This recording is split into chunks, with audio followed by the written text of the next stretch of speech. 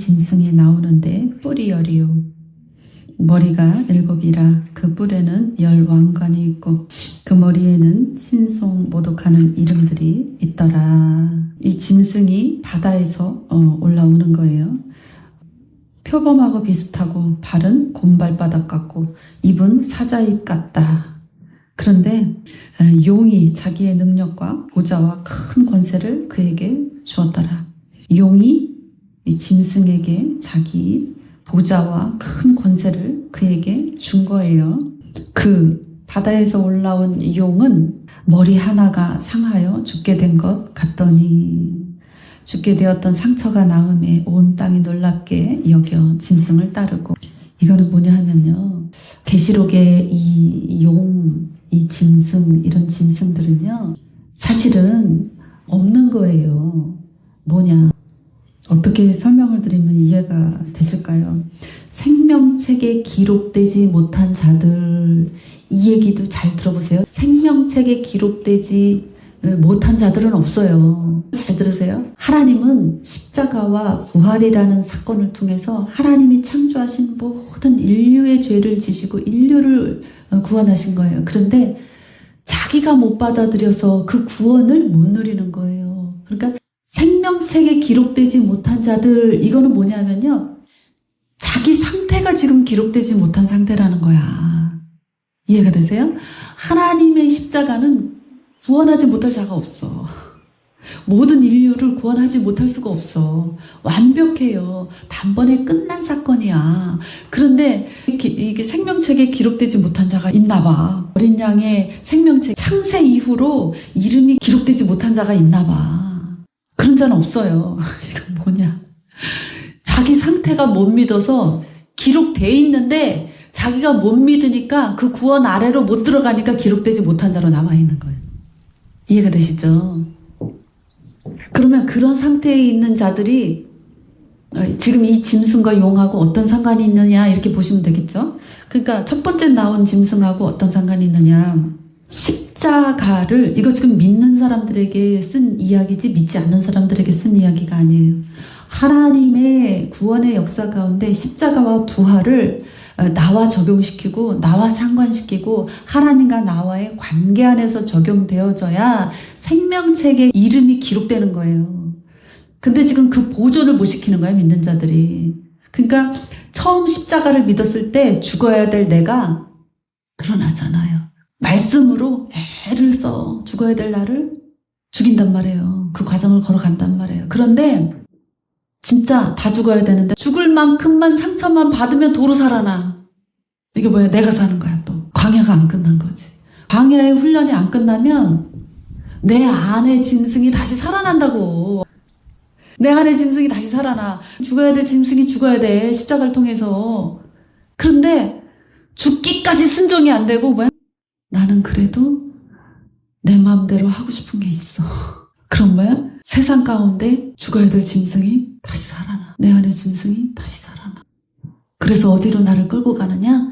생명책에 기록된 나, 그 이름을 지워버리는 상태로 끌고 가버리는 거예요.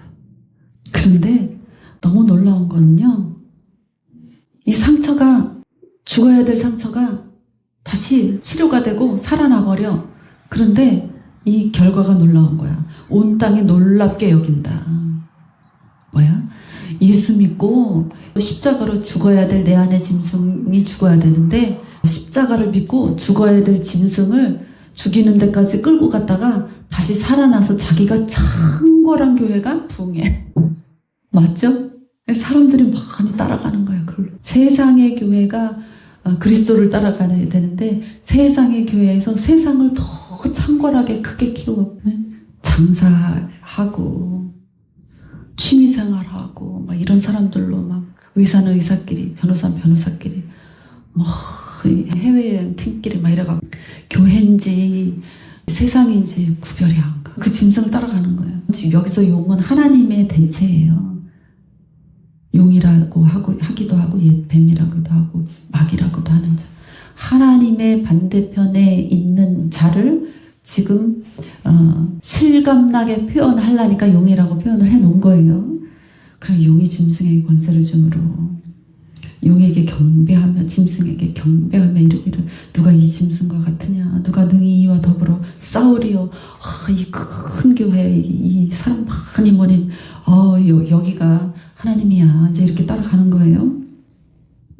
또 짐승이 과장되고 신성모독을 말하는 입을 받고, 우리 교회 최고야, 우리 목사님 하나님이야, 나는 신앙생활 너무 잘하고 있어, 이렇게 하는 거야.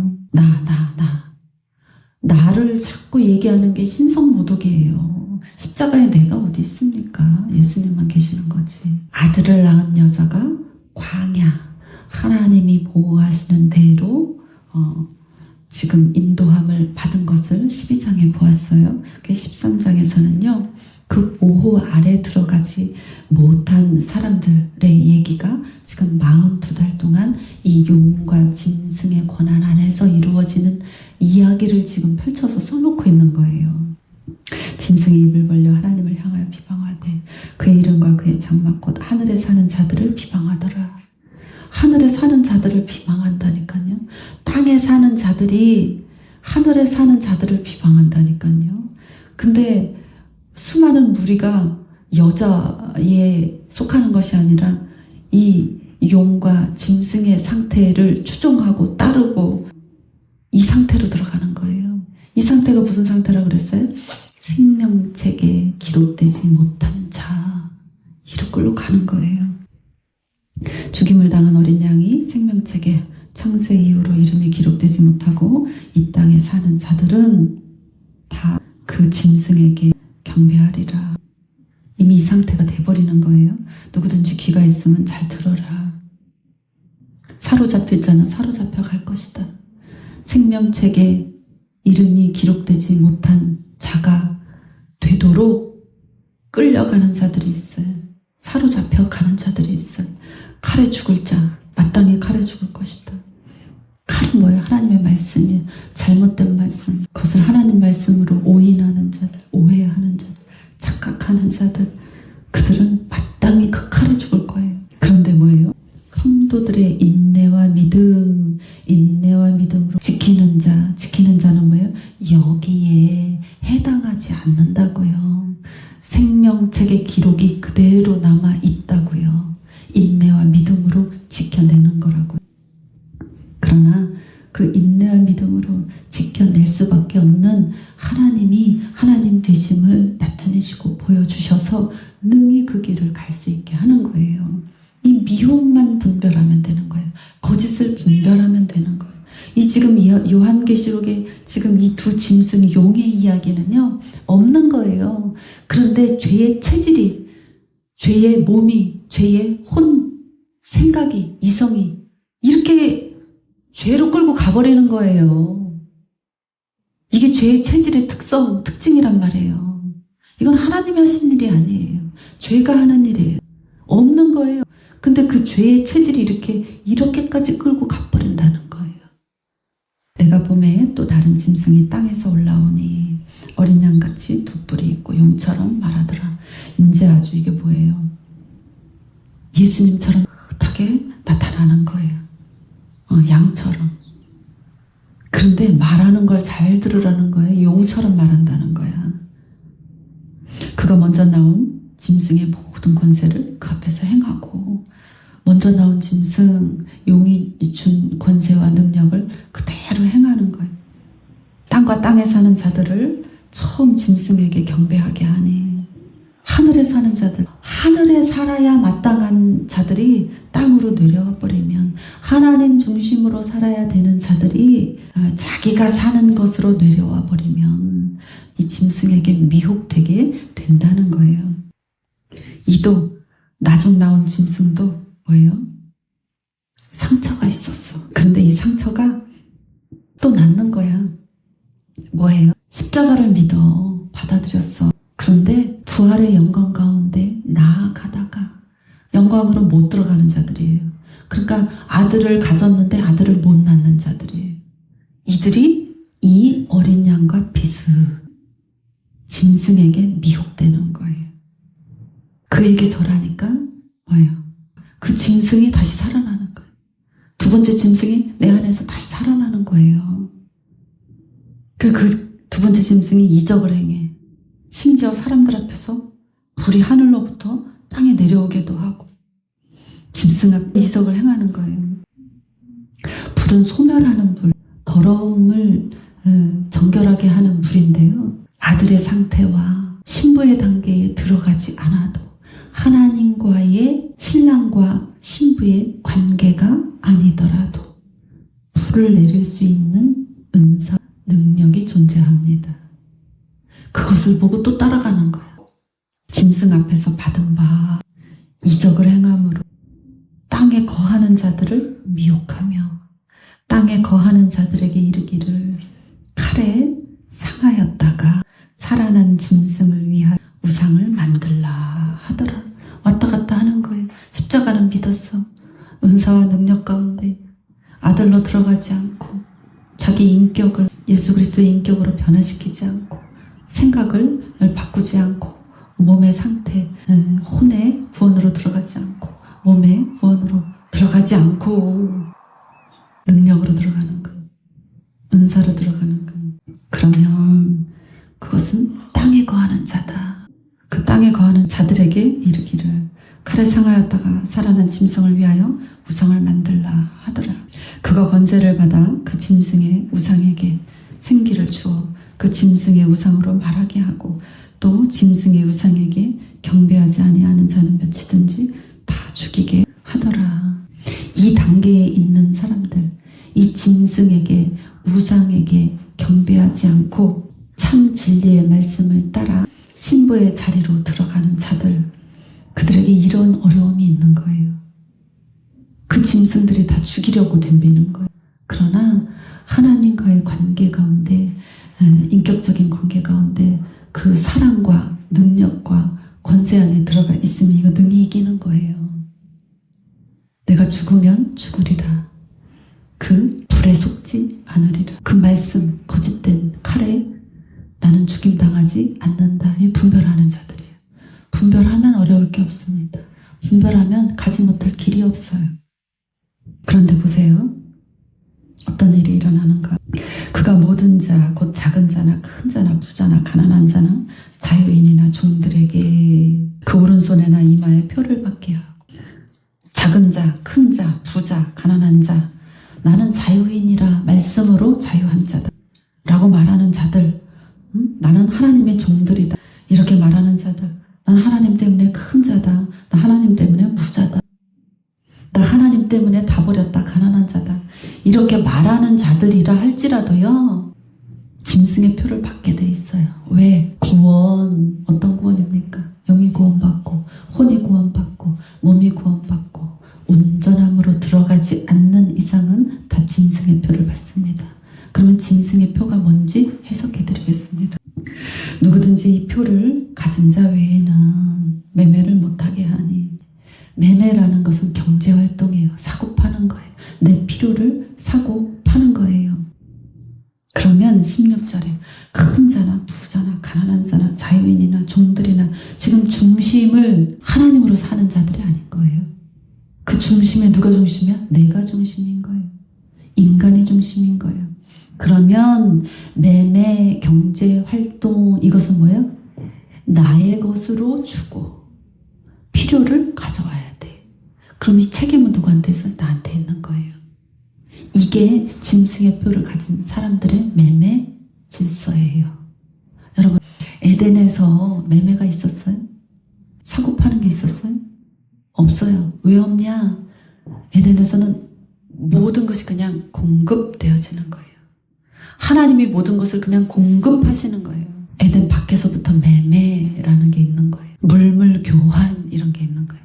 뭐야? 내 거 줄 테니까 네 거 줘. 이것은 100% 사람에게서 나서 사람의 것으로 필요를 공급받는 거예요. 그러나 신부는 내 것을 주고 내 필요를 살 필요가 없어요. 하나님께서 신부를 책임지시는 거예요. 신랑이 신부에게 무엇이 있어야 하는지 알고 그것을 그냥 들어오게 하는 거예요. 그게 풍요고 부요인 거예요.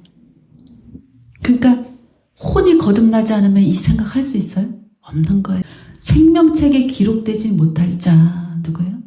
내가 주인인 자, 내 것으로 사고, 내 것으로 팔고, 내 것으로 돈 벌고, 내 것으로 먹고, 내 중심인 자, 어린 양을 믿는다 하면서 용을 믿는 자들인 거예요. 착각하고 있는 거. 하나님께서는 이 땅에 사람의 모습으로 오셔서 말씀이 육신이 되어 오셔서 우리 가운데 거하시는 거예요. 여러분, 말씀이 양식이라고요. 양식은 입으로 먹는 거예요. 말씀을 머리에 저장하는 게 아니에요. 말씀이 양식이다. 만나는 하루밖에 못 먹어. 이틀치 갖다 놓으면 썩어서 버려야 돼. 더 수고해야 돼. 그릇 닦아야 되고 갖다 버려야 되고 냄새나고. 양식은 하루하루 먹는 거예요.